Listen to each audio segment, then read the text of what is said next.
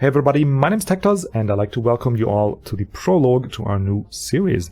We are going to play Stellaris together, and in this video I want to give you an overview of how I'm going to approach the game, this type of let's play and content that you can expect from this series. I want to introduce the race and the empire and give you a brief look over the settings that I chose for this playthrough and explain why I chose them, so that in episode 1 our story can start to unfold in that randomly generated universe that the game will present us with. Now, what you can expect, or more importantly what you cannot expect here, is going to be hyper efficient, fast gameplay toward the goal of painting the map green, red, or whatever the color is going to be of our empire. What you can expect is immersion. I want to experience the story that the universe holds for us. I want to read through all the descriptions of the anomalies that we're going to encounter, of the horrors and the opportunities that the universe has for us. And that's going to be the style of play. So we're going to make decisions based on who's our leader, based on the type of empire we are and the current diplomatic situation we're in. And those decisions might not always be optimal, but they will certainly present us with challenges, and they will certainly create a story that we can immerse ourselves into. And I think that is not the way the game is meant to be played, but one of the ways. You can min-max this, and there's fun, great content out on the internet on that, how to be the most efficient. And some of it we're gonna, of course, I don't want to be playing it badly. Some of it we're gonna take into account, but we're gonna have decisions that maybe not the best for the empire's growth, but maybe right from the point of view of our leader or civics that we have. So yeah, I think that kind of wraps it up. And if you're curious, you just watch episode 1 and then see if it's your cup of tea or not. Number 2, we're going to go through the race that I made for this playthrough, and I made 2 actually, but the second one is meant for a different project. This year we're going to play the Shadow Council, and I'm going to show you who they are and how we're going to be playing them. Now the name kind of gives you a little bit of a hint. And let's first, I picked this appearance because of these heartless eyes that glare at you and stare at you. We're gonna play as the Chagrians, and that name is stolen a little from the Star Wars universe.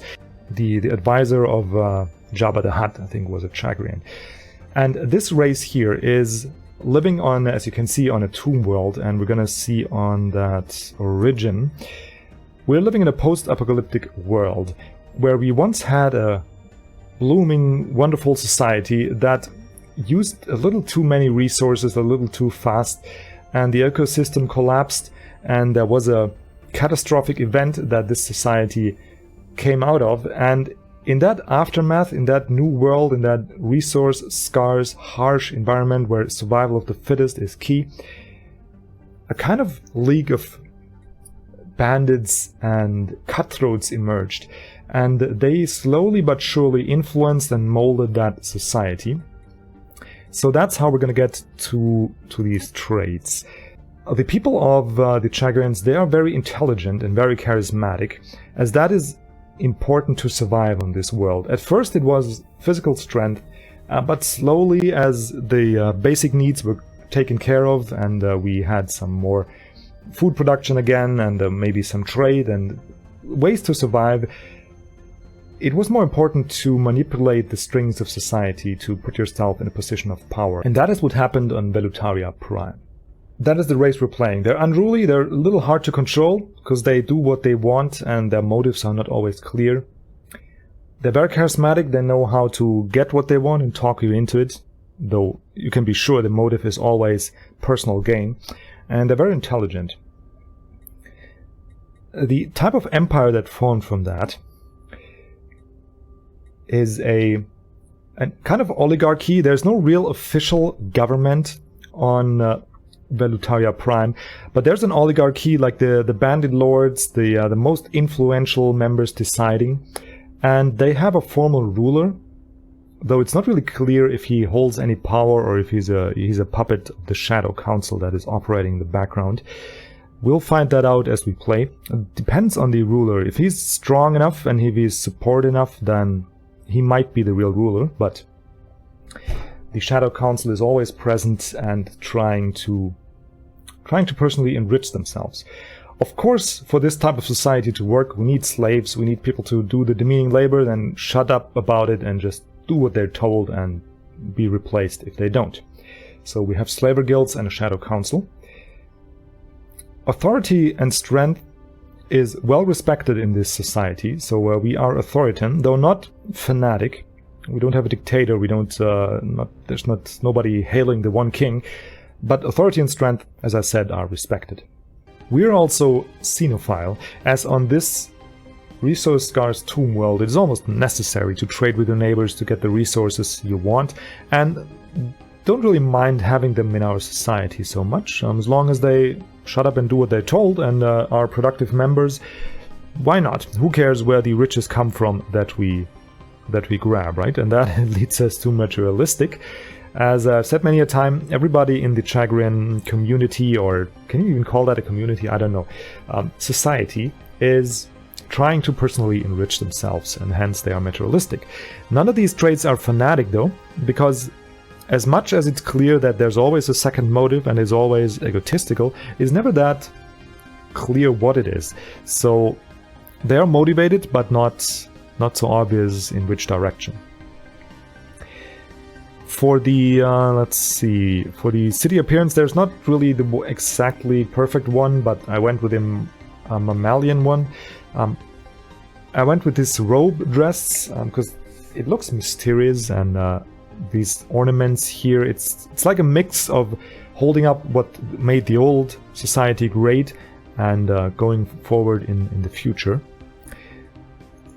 Now we have the Kraken as a flag, and we have a deep blue color as the space we're about to explore and reach our tentacles into, and we come from a very dark and black background and history.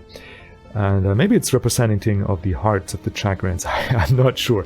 So that is this small black circle that the Kraken has its roots in, and he's reaching his tentacles into the blue skies, where we are gonna find our riches. In. For ships, I picked these, the avians, because they just look slick and like they could meld into the background there and then be shadowy and stealthy. Oh, that battleship is gorgeous. Yeah, so that's the ship class. For the first ruler, as all the rulers will be randomly generated, I'm not gonna name them all, so we're just gonna go with the random name and what the game offers us, and just gonna go with the flow with their attributes that they have and the story and the situation that they came into power.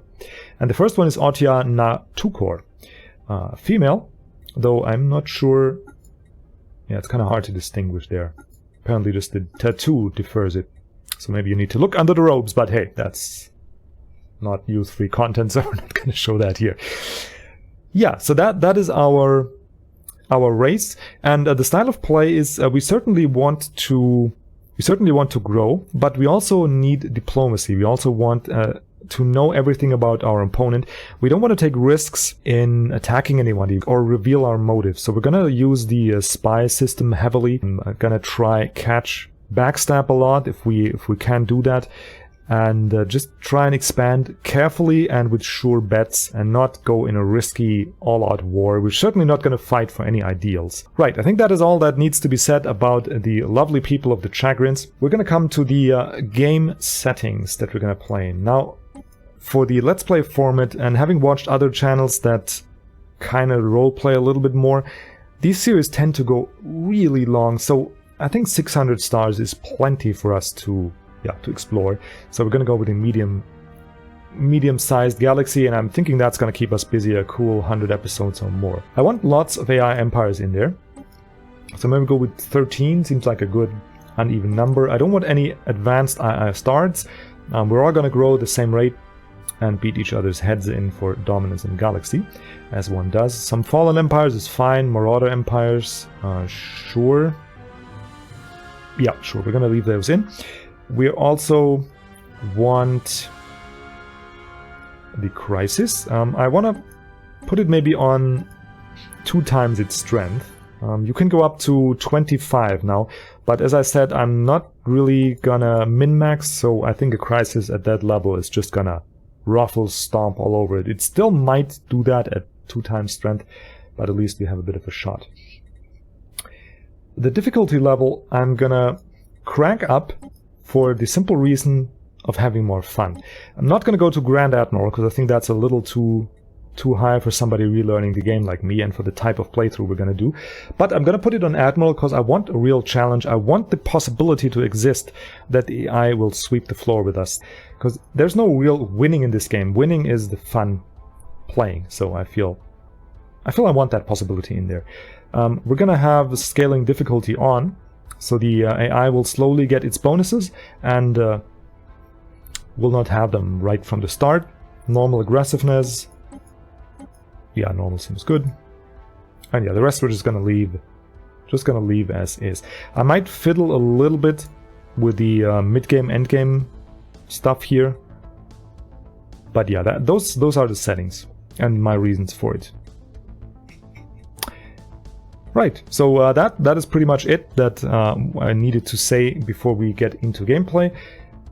Gameplay is going to start in episode 1, and I'm going to try my darndest to put out a bit more content before we go into regular season rotation. And I hope we all see each other in episode number 1. I hope you enjoy this approach to the game.